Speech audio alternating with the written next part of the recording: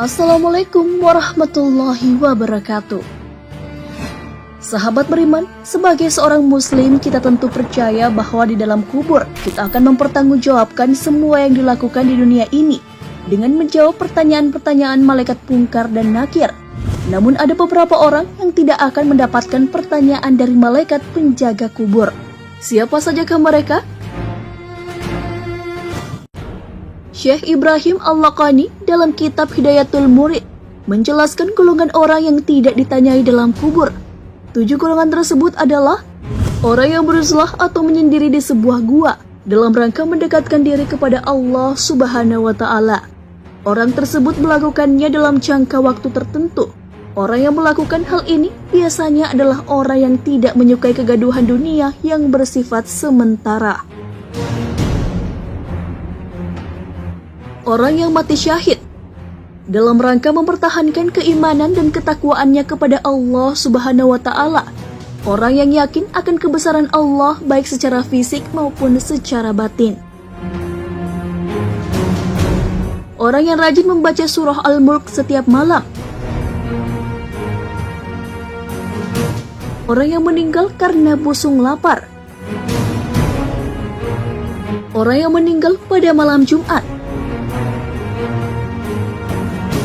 Orang yang berpulang ke rahmatullah karena bencana alam.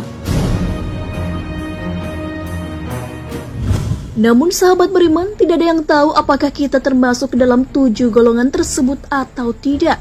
Namun yang harus diwaspadai adalah setan yang mengaku Tuhan ketika si mayit ditanyai dalam kubur. Imam At-Tirmizi dalam Nawadirul Usul, sebagaimana dikutip Ibnu Hajar Al-Asqalani, meriwayatkan dari Sufyan Al-Tsauri, ketika mayat ditanyai malaikat Munkar dan Nakir, "Siapa Tuhanmu?" Setan langsung memperlihatkan dirinya pada mayat tersebut dan menunjuk pada dirinya sambil berkata, "Mayat, saya ini Tuhanmu."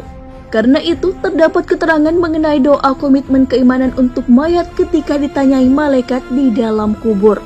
Imam At-Tirmizi pun meriwayatkan hadis dengan sanad yang sahih dari Amar bin Murrah yang mana para sahabat menyunnahkan doa untuk mayat saat diletakkan ke dalam liang kubur. Doa tersebut, "Ya Allah, selamatkanlah dia dari setan." Sahabat beriman, itulah beberapa golongan yang tidak ditanyai dalam kubur oleh malaikat Munkar dan Nakir.